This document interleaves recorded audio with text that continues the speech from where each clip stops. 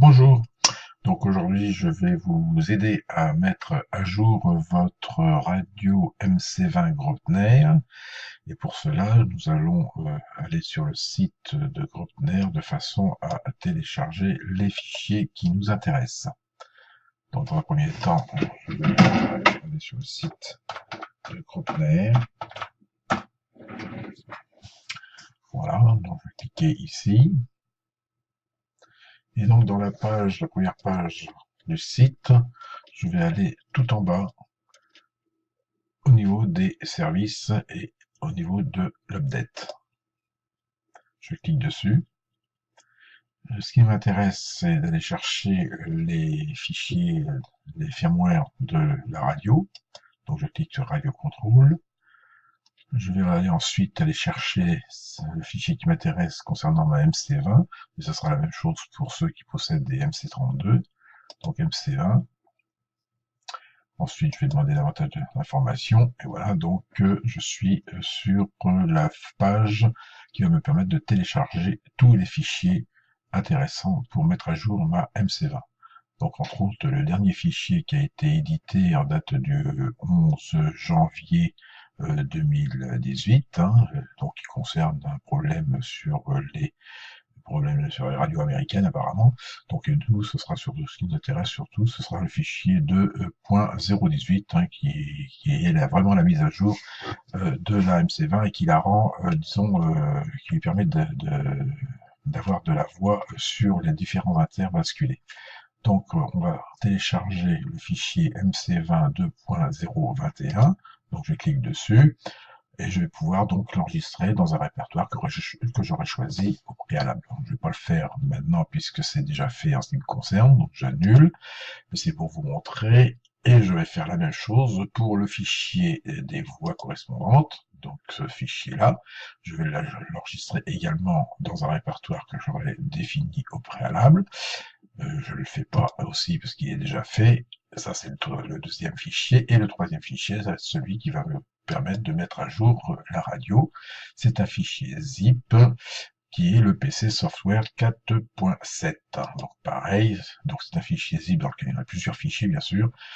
Et en cliquant sur enregistrer, OK, et je vais l'enregistrer tout pareil dans un répertoire. Donc je le fais pas, il y est déjà. Donc voilà, en quelque sorte, tous les fichiers qui vont être nécessaires pour mettre à jour correctement ma MC20. Bien, je quitte cette page. Je ferme les onglets. Voilà. Et une fois donc je vais aller chercher mon dossier dans lequel j'ai mis tous les fichiers. Voilà. Donc on va retrouver le fichier des voix que j'ai téléchargé, on va retrouver le fichier zip concernant le logiciel qui va m'aider à mettre à jour ma MC20, et donc c'est le fichier qui a été dézippé, puisque si on clique sur ce fichier-là, il va dézipper, il va créer ce dossier-là, et dans ce dossier-là, je vais avoir le logiciel, le firmware update GRStudio Exe qui est ici dans ma raccourci. Donc je vais fermer ce dossier et j'ouvre mon firmware ici. Ok, on me demande l'autorisation. Voilà. Donc voilà en quelque sorte le logiciel qui m'intéresse pour mettre à jour ma MC20.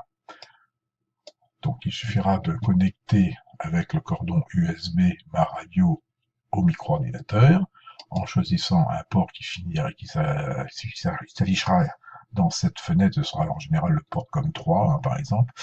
Après, je n'aurai plus qu'à donc cliquer sur mise à jour du micro-logiciel de la MC20 en allant chercher le fichier qui m'intéresse, le 2.021, en cliquant dessus, donc en allant le parcourir. Je vais le chercher par exemple pour vous montrer. Il se trouve dans mon bureau. Je vais l'avoir au niveau des updates ici. Il est où? Il est où? Étoile, ouvrir. Il est ici, voilà. Donc il se trouve. Oui, une petite astuce, c'est que lorsqu'on va chercher quand on va chercher le fichier dans le répertoire, vous avez vu qu'il n'apparaissait pas. Donc il suffit au niveau du nom du fichier de taper étoile, ouvrir, et là vous avez tous les fichiers bin qui apparaissent. Hein. Donc effectivement, lorsque l'on va chercher le fichier de mise à jour, il ne s'ouvre, on ne l'aperçoit pas immédiatement. Hein. Il faut impérativement taper dans cette fenêtre nom de fichier étoile de manière à ce qu'il apparaisse, et à partir de là, on peut cliquer sur le fichier bin pour relancer le téléchargement vers la MC20. Donc je ne le fais pas puisque c'est pas cette partie qui nous intéresse particulièrement, puisque il y a d'autres tutos sur YouTube qui nous montrent bien comment mettre à jour par ce système les MC20 ou MX12 et autres. Donc ce qui m'intéresse et ce qui nous intéresse aujourd'hui, ça va être surtout la partie voix, hein, une fois que l'on va avoir fait la mise à jour de notre radio. Et pour cela, je vais utiliser un lien que je vais trouver en bas du logiciel GR Studio. Donc tout en bas de la fenêtre qui se trouve à gauche, nous avons des liens, flèche verte, si je clique dessus, nous avons donc des micro-logiciels qui vont nous permettre de faire différentes actions sur les fichiers. Et entre autres, ce qui nous intéresse, nous, pour la voix, pour les voix, pour donner des voix différentes de celles qui sont préenregistrées dans le fichier des voix téléchargées, si on veut les modifier, c'est à travers le petit logiciel VDF Editor que l'on va pouvoir travailler tout cela. Donc si je clique dessus, alors au départ à l'installation, il va vous demander d'installer Java 8. quelque chose. Donc bien sûr, c'est nécessaire de le faire puisque autrement vous n'aurez pas l'ouverture de cette fenêtre. Moi, je vais fermer derrière la mise à jour parce que ça m'intéresse pas. Voilà, donc en cliquant sur VDF Editor, nous ouvrons une fenêtre.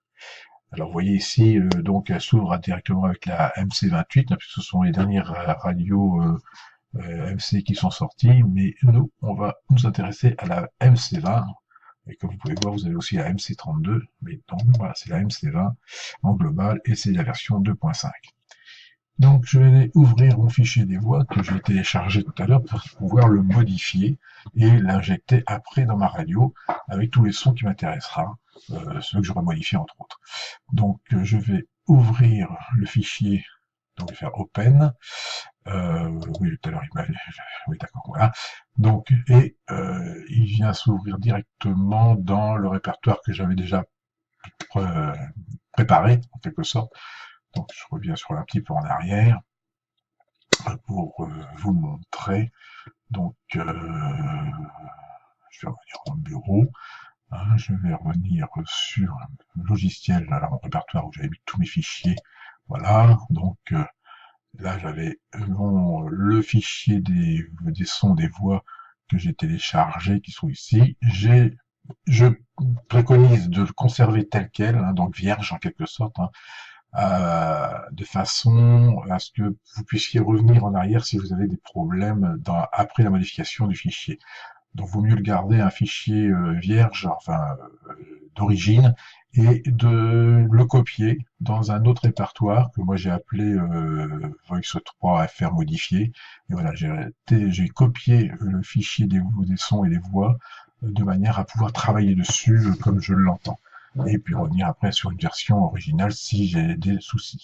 Donc en cliquant dessus, voilà, j'ouvre en quelque sorte tous les fichiers les fichiers son, les fichiers audio qui vont être sur la MC20 par la suite sur la carte SD. Et vous voyez, il y a 284 fichiers. Et si on clique sur l'un, par exemple, voilà, hein, vous entendez peut-être, si vous entendez pas, voilà, on va le mettre. Par exemple, ici, France. Voilà. Donc, France. Retractant pas. Moderate. Fonction flip active. voilà. Décollage. Décollage. Thermique. Voilà. Intro 3D. Donc ça va être ces fichiers que je vais par la suite modifier en ça va être donc par la suite ces fichiers que je vais modifier pour les adapter à mes besoins dans ma MC20. Donc pour cela, je vais utiliser un autre logiciel qui s'appelle Balabolka, mais dans l'immédiat, je vais arrêter ce petit tuto parce que je n'ai que 15 minutes par fichier tuto, et donc je vais reprendre un deuxième fichier, une deuxième partie qui va donc parler donc de la modification des sons, des voix qui sont ici. Donc je vous retrouve sur la deuxième partie. Allez, à tout à l'heure. Je ferme tout ça. Hop.